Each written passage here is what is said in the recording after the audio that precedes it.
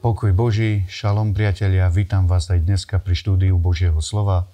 Budeme sa zaoberať prvou kronickou knihou 29. kapitoly, posledných 10 veršov a prejdeme aj do druhej kronickej 1. kapitoly, prvé 4 kapitoly do 10. veršia 4. kapitoly. Takže v tejto, vlastne v 29. kapitole, v 1. kronickej, vidíme, že Dávid chce pomázať kráľa vlastne za svojho syna Šalamúna, ale predtým si uctili vlastne Hospodina, Boha, veľkým, vlastne hlbokým úklonom a prinašali dary. Obetovali tam vlastne Bohu 1000 baranov, 1000 jahňat, 1000 bíkov a týmto vlastne preukázali, že skutočným kráľom je nad celým Izraelom Boh, pretože jeho si najprv uctili a že ich požehnanie závisí od Boha. Potom, keď pomazali Šalamúna, tak Šalamún sa ujal kráľovstva. A vlastne vyzval celý Izrael, aby išli na výšiny Gibeona. Tam bol aj stan stretávania, ktorý dal zhotoviť Mojžiš. A tam obetoval Šalamún 1000 spaľovaných obiet. Tej noci sa mu zjavil Hospodin a povedal Šalamúnovi, pýtaj si, čo ti mám dať. A Šalamún si pýtal múdrosť. Boha to potešilo, pretože povedal Šalamúnovi, pretože si nevyvolil alebo nevyprosil odo mňa, nežiadal si zdravie, moc, slávu, ale že si zjadol múdrosť, dám ti múdrosť, ale aj to všetko ostatné. Šalamún vlastne bol veľmi múdry človek, pretože Boh mu dal takú múdrosť. Vidíme, že aj napísal vlastne knihu Prísloví, knihu Kazateľ. Chýr o jeho múdrosti sa roznesol po celej zemi, pretože aj kráľovia prichádzali vlastne si vypočuť jeho múdrosť. A vidíme, že aj Šalamún sa rozhodol vlastne postaviť chrám pre Boha. A vybral veľmi rozumných ľudí, ktorí vedia pracovať so zlatom, s drevom, so železom. Aj vlastne obchodoval kráľ Šalamún aj s kráľmi, a napríklad s tyrským kráľom Chiramom. Od neho si vyžiadal drevo a taktiež nejakých ľudí, ktorí vedeli opracovávať proste drevo, železo, zlato. A Šalamún chcel vystaviť niečo veľkolepé, aby ten chrám bol veľkolepý. Šalamún bol naozaj veľmi múdry človek a aj na základe toho vidíme, že skutočne Šalamún sa nebal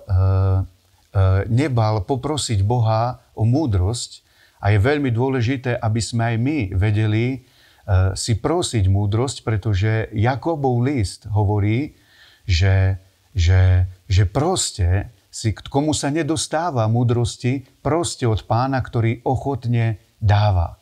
Nemusíme byť takí múdri ako Šalamún, ale Boh nás povzbudzuje, vlastne aj Jakub vo svojom liste, že máme prosiť múdrosť. A mňa sa páči veľmi také jedno slovo, 1. Korinťanom 1.30, a tam je napísané, že Ježiš sa nám stal vykúpením, spravodlivosťou, posvetením, ale aj múdrosťou. Že Ježiš Kristus nielen nás vykúpil, nielen nás posvetil, nielen nás ospravedlnil, ale stal sa nám aj múdrosťou. To znamená, keď sme prijali Ježiša Krista, tak múdrosť vošla do nášho ducha. A preto je dôležité nebáť sa, pýtať si múdrosť, pretože nie na všetko stačí náš rozum. A tam, kde náš rozum už nevidí vlastne cestu, je dobré pýtať si od Pána, pretože Boh nám vie dať múdrosť a ukázať nám cestu, ako prechádzať vlastne životom, problémami. Aj vlastne prvý list Jánov hovorí 2.20, že poviem to s vlastnými slovami, že vlastne, že pomazanie, ktoré sme prijali, tak vlastne ono nás učí a vieme všetko. To neznamená, že teraz nemáme počúvať nejakých kazateľov alebo pastorov a že teraz urobíme zo seba, že vieme všetko, ale to znamená, že pomazanie nie je len moc, ale pomazanie je aj múdrosť. A tá múdrosť vošla do nášho ducha a je dobré si pýtať, keď už Šalamún si pýtal, tak môžeme si pýtať aj my múdrosť od Pána. Potom vlastne, keď začal vlastne staviať Šalamún ten chrám, tak pozrieme sa teraz na jedno miesto, že kde to bolo.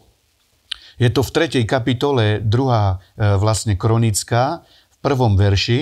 A tak započal Šalamún stávať dom Hospodinov v Jeruzaleme, na vrchu Moria, na ktorom sa ukázal Dávidovi, jeho otcovi, ktorý to dom pripravil na mieste Davidovom na humne Ornana Jebuzejského. Je tu slovo, alebo meno Ornan Jebuzejský. Prečo je tu to meno? Tak je to vlastne na základe toho, že Dávid, keď dal sčítať celý Izrael, tak zhrešil. A vlastne prorok prišiel za Dávidom a povedal mu, že si zhrešil a vlastne vyber si vlastne z týchto troch bodov, ktoré Boh ti dáva, že vlastne aký súd príde na Izrael. A tam bol 3 roky hladu, alebo že ťa nepriatelia budú prenasledovať, alebo 3 dni moru. A Dávid si vybral vlastne 3 dni, že Boh nech súdi Izrael, a vtedy anjel pustošil vlastne Izrael morom. Myslím, že tam zomrelo okolo 70 000 ľudí. A anjel zastal vlastne na tomto vrchu Moria pri pozemku Ornana Jebuzejského. On to tam vlastnil a Dávid prišiel na to miesto, odkúpil to od tohoto človeka a postavil tam oltár, obetoval Bohu a vtedy vlastne tá rána zastala. Takže na tomto mieste vlastne postavil kráľ Šalamún chrám pre Boha.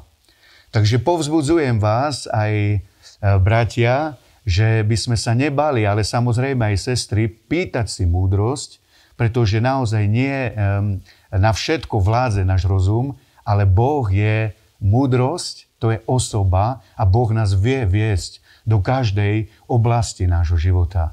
Ďakujem, že ste si ma vypočuli. Pán vám žehnaj. Cieľom projektu Biblia za rok je prinášať k vám Božie slovo. Ďakujeme, že nás sledujete a že nás podporujete.